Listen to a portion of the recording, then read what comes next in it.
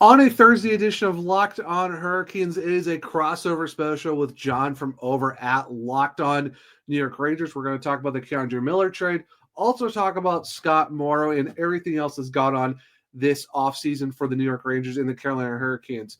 All of that and more on the Thursday edition of Locked On Hurricanes.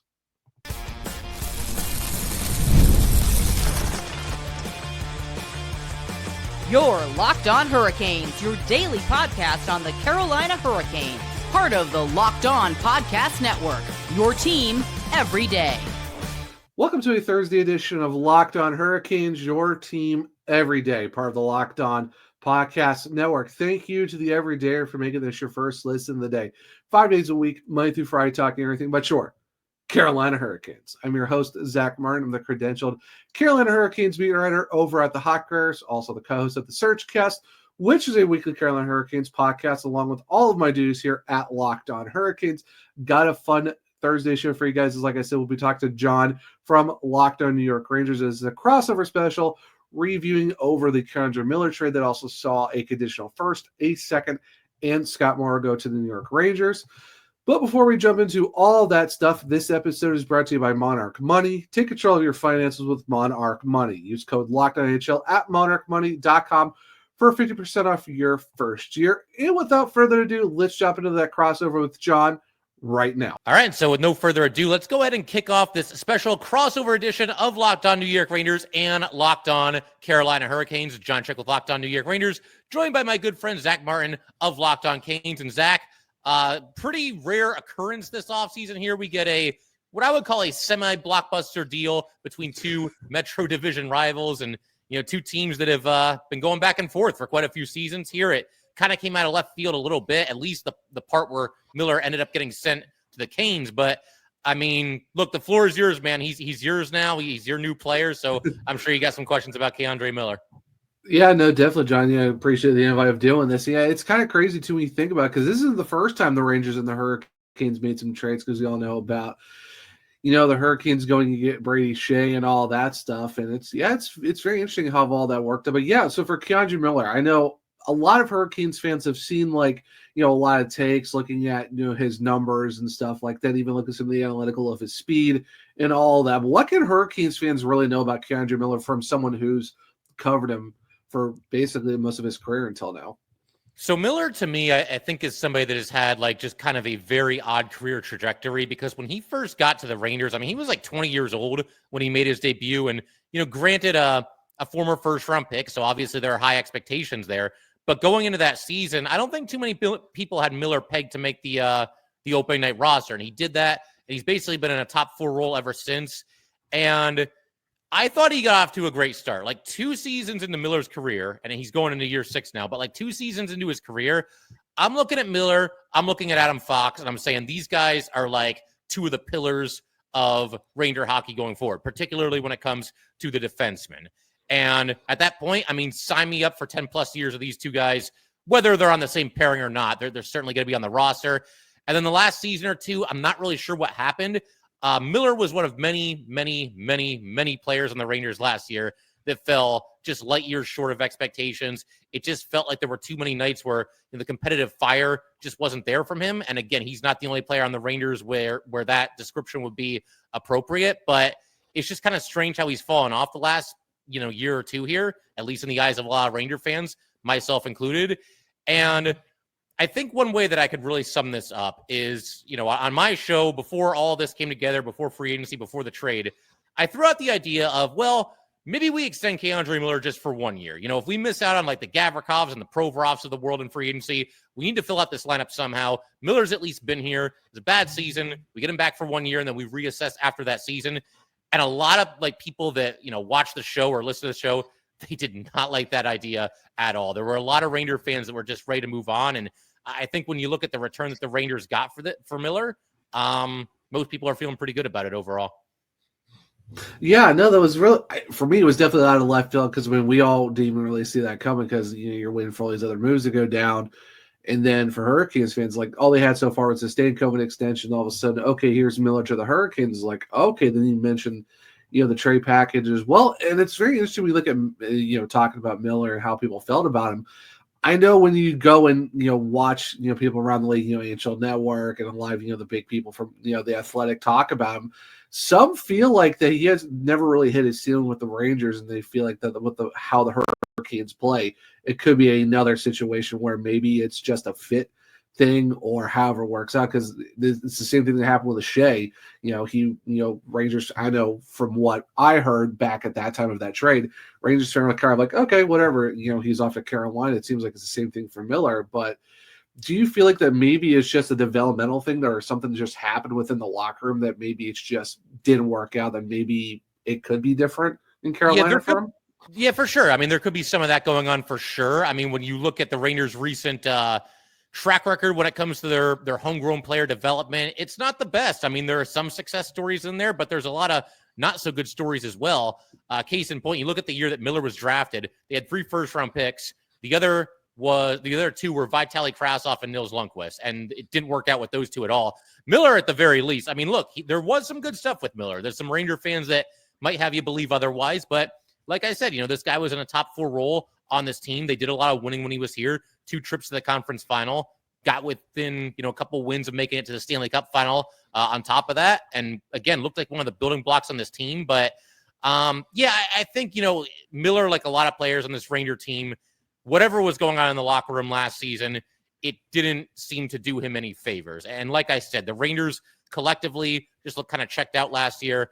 I think what really kind of sold Ranger fans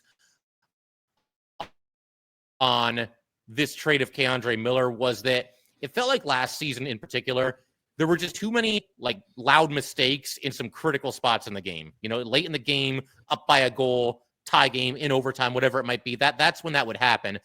With all that said, though, I mean, look, Miller has definitely shown some promise in this league. And when you look at the Canes, they have a pretty long history under Rod Brind'Amour. Their defensemen are legit. I mean, they bring in guys that they want to go out and get. And you mentioned the comparisons to Brady Shea. It could be a similar situation there where, they feel that this guy has not put his best foot forward yet and that they can get a little bit more out of him. I feel like, Kane's best days, Shea's best days, he was a far better player for the Canes than he was for the Rangers. And there could be some of that going on with K'Andre Miller. And to your point, Zach, I don't think the Canes are making this deal and giving up a first, a second, and a prospect unless they feel really, really good about it. I think the big challenge for the Canes and Rod Brind'Amour specifically is going to be pulling out that consistency from K'Andre Miller. Because when he's on and he's feeling it, I mean, he can be a good defenseman. And he did have some good seasons here. The year that they lost to Tampa in the conference final, no joke, man, he was like maybe the best defenseman for the Rangers in the playoffs that year. And I don't say that lightly when he shares a roster with Adam Fox, but he was phenomenal. And if you can find a way to kind of reignite that fire and pull that consistency out of him, then, I mean, I think that, this could pay dividends for you guys overall. Yeah, no, I like you said, you look at what the trade was. It's, a conditional first, a second, and a prospect, and they gave him $7.5 million for the next 8 seasons. That's not a very light, we'll take a shot on this guy. Like, no, they are thinking that he can be and the thing too is the Hurricanes put out a video of the behind the scenes of the trade, and Rod Brind'Amour literally said he reminds me of Brady Shea. So I think that's where a lot of the comparisons are at. But when you look at his game, I think a lot of people kind of look at him being a big guy because he throws a lot of hits, blocks a lot of shots, but it seems like his stride and the speed are kind of a little bit underrated. What can you say about just his footwork? And like you said, it seems like his stick work, his frame, his just overall aspect of what he can do is next level. What could you really explain about that maybe people haven't really seen or maybe don't understand?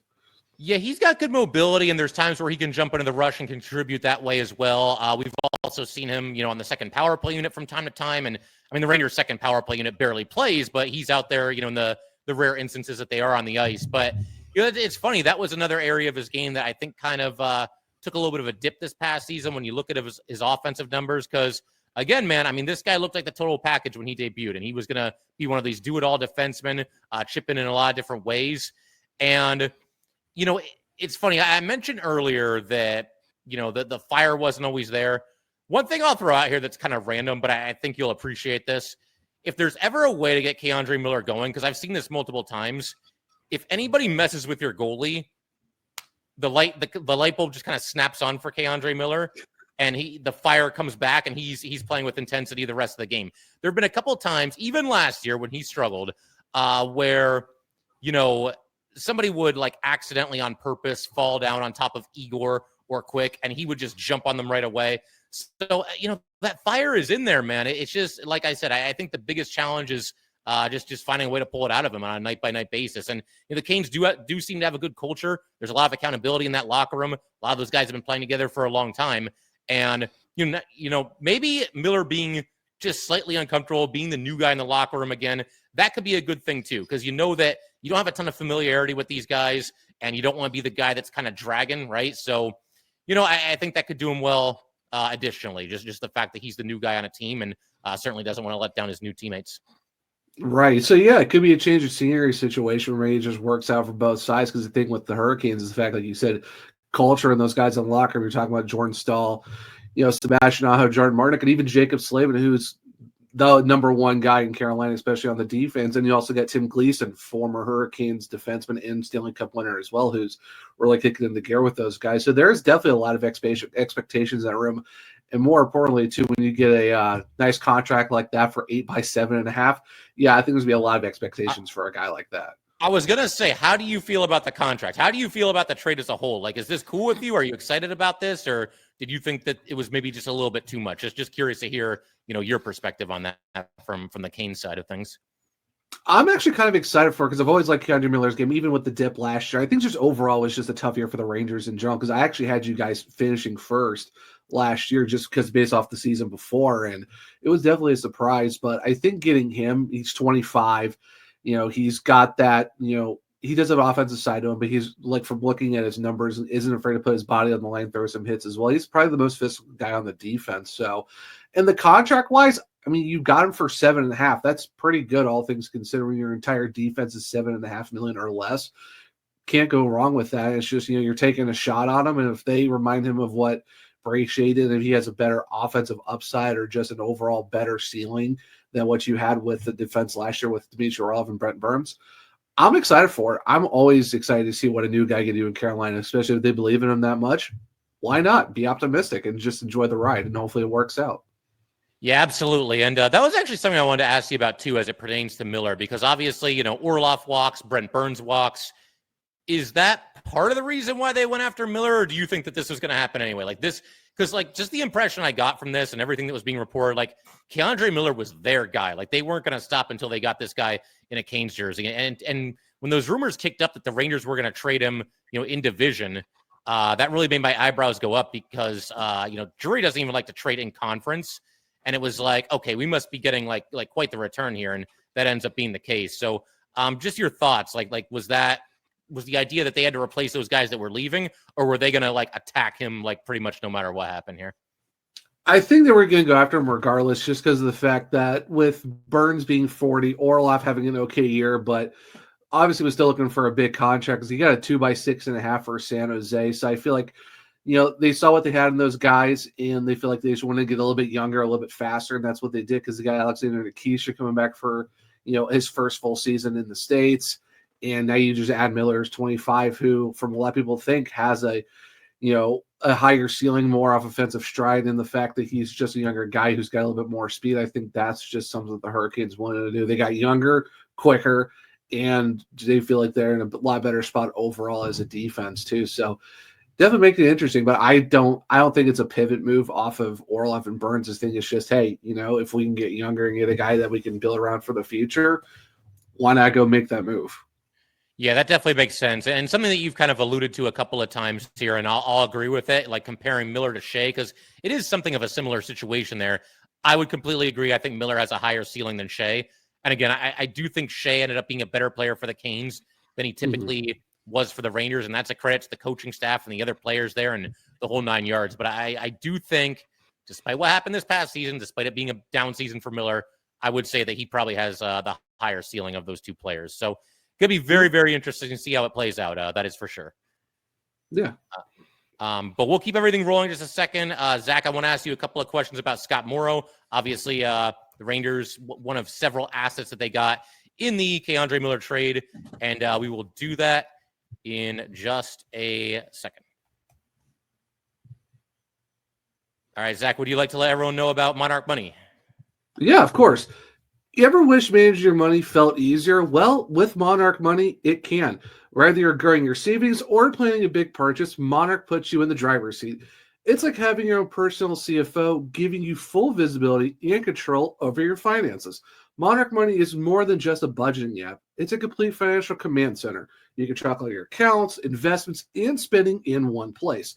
So in addition to managing your money, you're also building your wealth, and it's super easy to share your finances with someone because Monarch Money gets you guys on the same page and know what's going overall with your account. So take control of your finances with Monarch Money. Can you check out Monarch Money for 50% first year? That's monarchmoney.com, code LOCKEDONNHL for half off your first year. All right, we'll go ahead and keep everything rolling on this very special crossover edition of Locked On Rangers and Locked On Canes. And for the everydayers, I'm sure both shows are going to be continuing to cover all the wheelings and dealings going on and everything happening this offseason leading into the preseason and ultimately the regular season as well. But, Zach, I wanted to go ahead and get a couple of questions answered on Scott Morrow, who obviously he's not the household name that K'Andre Miller is, but still somebody that is certainly a promising young prospect. And something that I found kind of interesting with Morrow is that I've seen it both ways. I've seen certain people who think that he was among the Canes' best prospects. There was an article in The Athletic back in January that I forget the author, but he had him at number 1 as far as the Canes prospects. Then there's other people, Canes fans and whatnot, that seem to think that it's not really any big deal here. But how would you assess it? What is it like to lose Scott Morrow? Like, does this feel like an important player? Or does it kind of feel like, we got our guy, it'll be fine? Just your assessment on that. I would say one is kind of tough when you look at when you just brought Alexander Nikishin over, who was the best defenseman in the KHL for the last 3 years. So I would kind of put him as your number 1. Then you kind of like a Bradley Nadeau, who's like probably the best pure goal scorer that the Hurricanes have in their system right now. I mean, he had over 30 goals in the American Hockey League last year, and he's one of very few guys that young to do that. So I would put Morrow probably more in the top 3 of prospects if you're going to talk about those two guys. I mean, even Jackson Blake, who was considered a prospect going into the season, I mean, he had a great year overall, so I would consider him a prospect. So I would say Morrow is probably definitely top 3, maybe I would say at the worst top 5 if you want to add some other guys in the system. But you look at someone who did pretty good at UMass in the 3 years he was over there. I mean, you're talking 33 points, 31 and 30 in the 3 seasons he was over there. I mean, he's, had 13 goals one season. It's like you're talking 37 games, 35 games, 37 games. That's pretty close to almost a point per game guy every year in college for UMass. And you're talking a defenseman here. And like I said, he doesn't put up a ton of goals. He had 13 one season, but he had 20 assists in every year. Then you look at the Chicago Wolves this past year. I mean, 13 goals, 39 points in 52 games, and then played some, for the Hurricanes a little bit too, 14 games. Did pretty well overall considered. And, I think the playoffs were a little bit of a tough match for him because you're looking at a guy who came in kind of later into the, in the postseason because the Hurricanes unfortunately got decimated with injuries going into the Eastern Conference Final where you lose Sean Walker and Jalen Chatfield. So you got Morrow and Nikishin kind of getting thrown in there against the Florida Panthers. And unfortunately, those guys got exposed. But I think overall, Morrow's got a good game to him. Like, you're talking about a guy who's got some, some good away play, does, find a way to get some good pace. Someone who is good on looking at breaking down plays, knows how to drag the guys in the right direction, has a good shot. And he's very deceptive on the offensive side of things as well. And the thing is, he's a right shot defenseman, 6'2", 194, and he's only 22 years old. So there's a lot of more ceiling to this guy. I mean, he's still super young. And I think that given the right circumstances of how things work out, I think he will be a good defenseman. It's just, and I always say this, if you want to trade for goods, you're going to have to give up good in the process back. And just even looking at the behind the scenes video that the Hurricanes did in the getting K'Andre Miller, like it was Eric Tulsky that said, hey, we think he could be a first and second and Morrow. So they knew like, hey, if we want to make this move with the Rangers and Drury, we might have to give up someone. And if we have to send a defenseman back, Scott Morrow is right now, he was the best defensive prospect for the Hurricanes outside of Alexander Nikishin. So I wouldn't say one, but I wouldn't say it was a complete whatever. I would still say this is a top 5 prospect in the organization. Yeah. Well, I mean, I think that's a great saying that, what was it again? To give up, to get good, you have to give up good. Right? Oh, yeah. If you want to get that. good, you have to give up good. Yeah, that's how I see it. Yeah. Something I got to ask about Morrow too. It's funny. We actually just did an episode over here where taking a look at Gabe Perreault, and obviously he joined the Rangers late last season, ends up playing 5 games, former first-round pick, and now the debate is sort of, should he start in the NHL this upcoming season, or do you have him play a couple of games in the AHL and let him get his feet wet with pro hockey a little bit? And I kind of prefer the latter with him. I feel like maybe I'm in the minority. But where do you think things are with Morrow? Now, he's played 16 total games the last 2 years in the regular season. And, I think a case can be made either way. And certainly Morrow is going to have some say in it, depending on how he does in the preseason and training camp and everything. But in your opinion, is he ready to be a full-time NHLer, or is he somebody that could benefit maybe from just even a little bit more seasoning in the AHL? Curious to hear your thoughts on that. I would say definitely some seasoning in the AHL, because that's how I saw it going into the season for the Hurricanes, at least. Because even I was looking at like potential guys outside if they didn't get Condra Miller, like maybe is it Rasmus Anderson? Is it someone else in free agency that's a defenseman? That, like I was even looking at Gavrikov, which I thought would be a great addition for the Hurricanes. Unfortunately, goes to you guys, so there it is on that one. But so even then, I still had Morrow kind of starting the American League, because you don't want to put him as your 7th defenseman when he's 22. Like, you're not really helping the guy out very much. Right. So could he make the jump into the defense if the Rangers really think if he has a solid camp and just shines and just does all the things that the Rangers want? I could see him being slotted into like the 3rd D pair just to kind of ease him in a little bit. I wouldn't say put him in the top 4. I'd say keep him as your third pair right shot, right defenseman, and then just ease him in and see how it goes. If they feel like he needs more time down with Hartford, then I'd say, yeah, go for it. Just have him some time in the AHL, because I thought he might start down there for the Hurricanes, because with all the guys they have right now, I think that was kind of be something that might have happened already with him going back to the Chicago Wolves. So, like I said, it could be AHL if they feel like that's the best course, or if he really shines, wouldn't be upset if he went 3rd D pair if they think the Rangers think that's a good spot, just to kind of work him into the system a little bit more. Yeah, I think that makes sense. And like I said earlier, and I think you would agree, Zach, the player himself is going to have the most to say about that. And I'm sure there's going to be some training camp battles with the Rangers, and we'll see how everything shakes out. But I got to ask you about this, too, because, Rangers and Canes, they're 2 teams that up until last season, they were maybe cumulatively the 2 best special teams in the NHL. And the Canes still were, but the Rangers fell apart in that area. So I'm wondering, and again, the Rangers' second power play, at least under the previous regimes, does not play very often. We know the top power play unit is going to be quarterbacked by Adam Fox. But can Morrow be that dude? Like, if he was to make the Ranger roster, can he be the defenseman on the second power play unit? Because right now, there's no obvious choice. Keandre Miller is with you guys. Zach Jones is with the Sabres. So, could Morrow be that guy? And could that even help his chances of potentially making the team? I really think he can, because, like I said, how he played in Chicago, they had him on the power play units down there as well. So, if the Rangers feel like that he could be that quarterback for PP2, I wouldn't blink at it. I'd be like, yeah, sure, that makes sense. Because, like I said, he does have the offensive ops. So, like I said, he knows how to score goals. He's done it in college. He did it in Chicago last year. Like I said, 13 goals for a defenseman. That's pretty dang good, all things considered. And you look at his point totals, 39 points in 50-some games for Chicago, and that's his first season in the pros. So, that's pretty good, all things considered. Well, how I feel about if the Hurricanes win that direction. Even if you look at back in his time with, prep schools and stuff like this, he played at Shawtuck St. Mary's.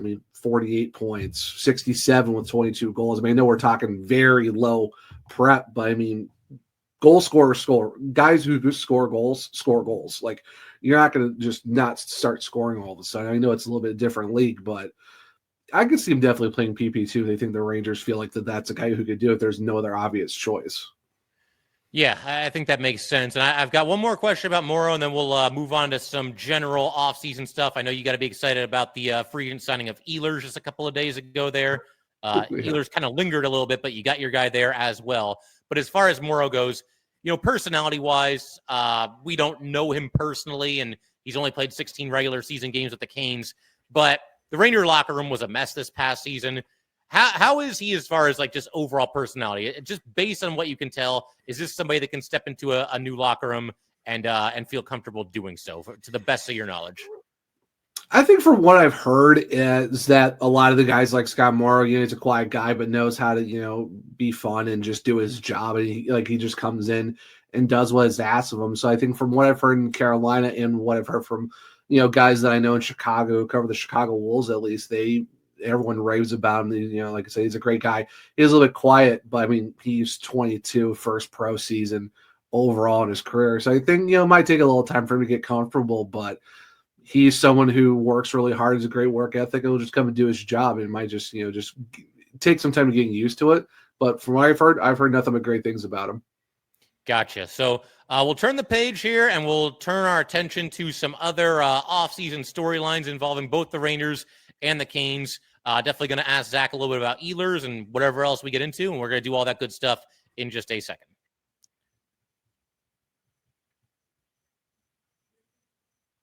All right, and so going to go ahead and wrap up this special crossover edition of Locked On Rangers and Locked On Canes with a couple of, I guess just best of the rest kind of questions here. Some random thoughts to conclude today's episode. But Zach, I would imagine you were pretty excited about the Ehlers signing because not only was he one of the better free agents in this year's class, but we saw a lot of guys re-sign with their current team at the 0 hour, and then free agency begins, and you get that initial sprint. And at that point, Ehlers is far and away the best player, remaining in free agency at that point. And there he is. And the Canes go out and get him, and they make it happen. He's with you guys now. How did you feel about the signing? Did you think they were going to get him? Did you think they were in on Ehlers? Oh, I definitely thought they were on Ehlers because from what it sounded like that, it was Carolina right from the get-go. They were in on him. Of course, we all heard like Washington, Tampa Bay, Toronto. Like there was like teams coming out of the woodworks. And after we heard the deal went down, there was like 12 teams involved. Detroit was in there. Some of the Western Conference teams felt like that way too. But I was feeling good that hopefully it would work out, and thankfully it did. And that's not a bad contract. 6 by 8.5. You feel pretty good about it. Nickname is Fly. Unreal speed. I was looking at his like AHL edge stats, like absolutely bonker stuff. Like you're talking 85 to 95 percentiles on just speed. Shooting is in the upper 80s to 90s as well. Like he's got a very fast shot. It's very deceptive. And the fact that you look at like just watching some of his like highlights and just overall game tape, like this dude is just not afraid to go do the job and play a 200-foot game and just find a way to break up passes and start rushes, and then just goes 1-on-4 against guys and just has that shot that works out. So it felt pretty good. And it was kind of crazy too, like you said, where you see like, oh, Mitch Marner's the big fish. He's gone before July 1st. And you look at other moves that were going to happen.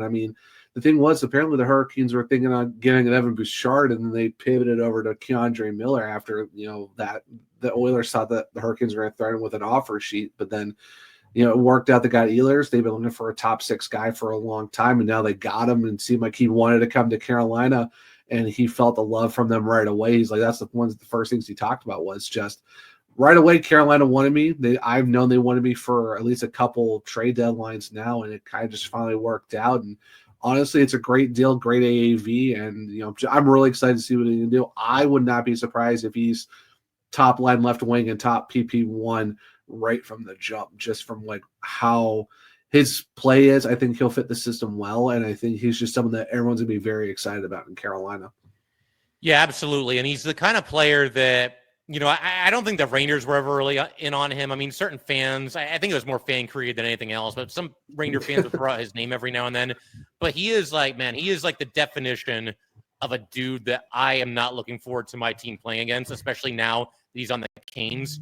And when you consider, his incredible speed that you mentioned a second ago and how dangerous and creative he is off the rush, I'm not sure there were more than 5 teams in hockey that struggled to finish more than the Rangers did last season. That's something that they've got to shore up, because if they don't, Ehlers is going to eat them alive. And I'm sure you and other Canes fans would love that if that were to happen. Honestly, I'm just really excited to see what he can do for the Hurricanes.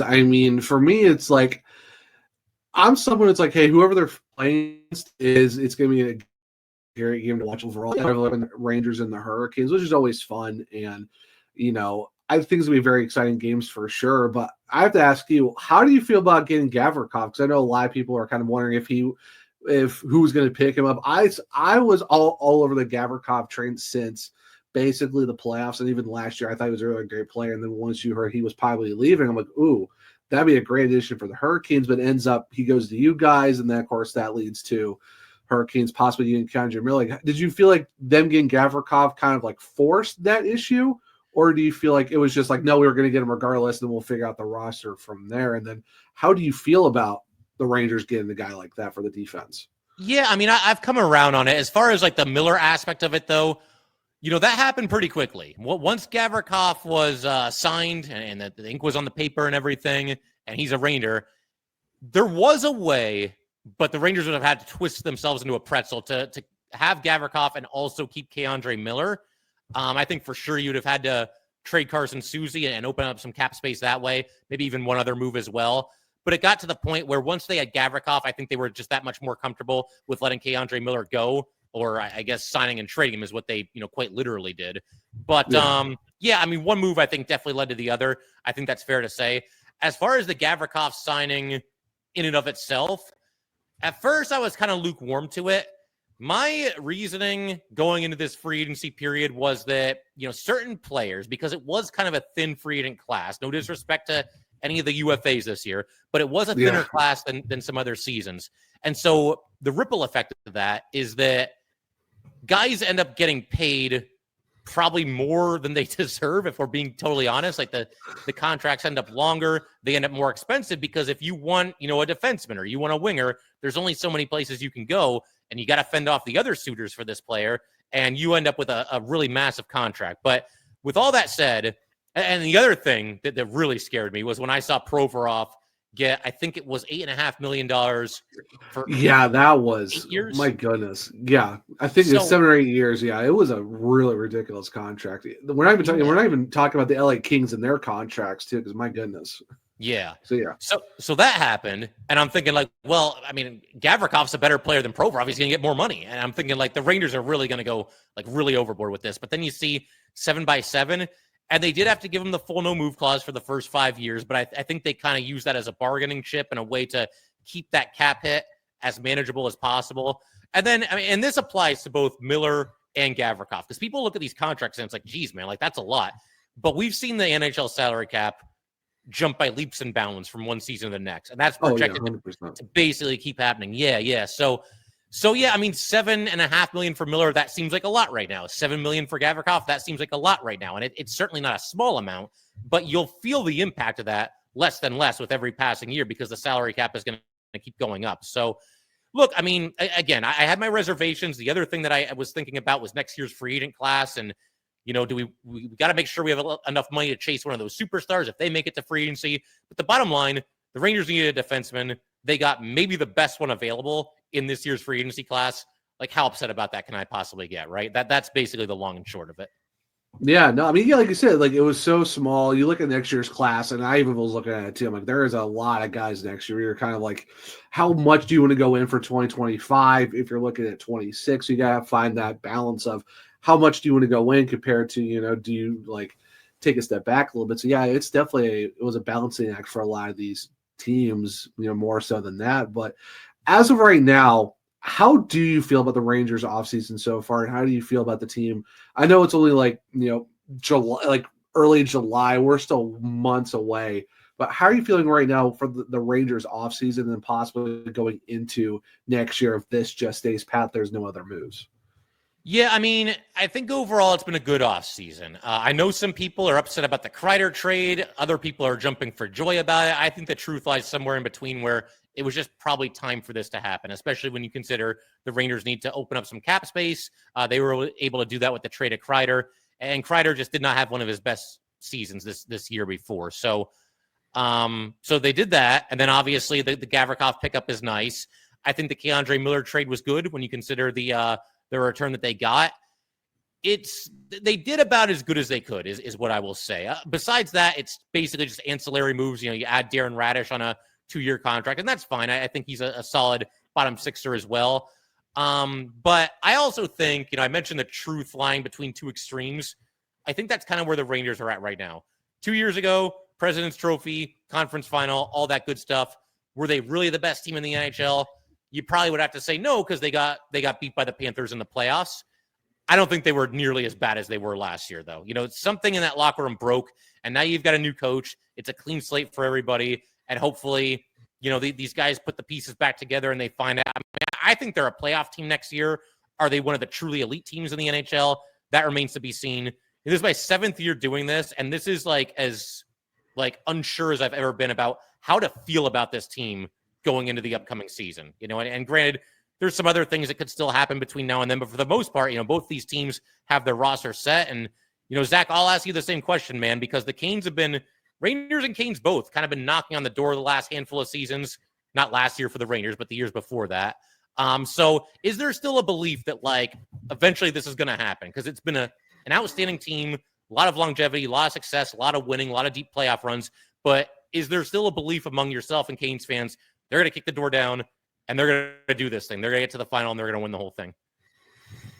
It's kind of funny because when you look at social media, there's a lot of we're still, a couple moves away, or some people think we're going to be ready for next year. There is a lot of excitement across the board just because of the fact that you got Ehlers, you're kind of excited what Miller can do and stuff like that. And the fact that there's still the question of, is the goaltending elite? Is it going to be good enough? And the Hurricanes, is the 2C option good enough with Jesperi Kotkaniemi there? Because they got to address that situation. For me, I'm going into my second full season, but this is technically my 3rd year doing this for Locked On Hurricanes, because I had that short stint at the end of the 23-24 season starting in April. But I would say I've been enjoying what the Hurricanes have been doing. I said, because you got your top 6 guy, Nikolai Ehlers. He's really good. I'm really excited what he can do. Yeah, Miller, it's going to be it's a gamble move, but I like the fact that the Hurricanes are not afraid to go and make those moves. And, like I said, you had to give up some draft capital and, some prospects, which I said, hey, you have a plethora of it. Go use it. Why not? Go get better now. Don't just keep waiting for these prospects to show up. So I think overall I've been really excited to see what they do this year. Just the offseason was great. I'm excited to see what happens this year as well. And because I'm just always optimistic of just the Hurricanes, doing the thing. Because I'm just, like you said, 7 years of making the playoffs, 7 first-round wins, 2 Eastern Conference final appearances in the last 3 years, 3 in the last 7.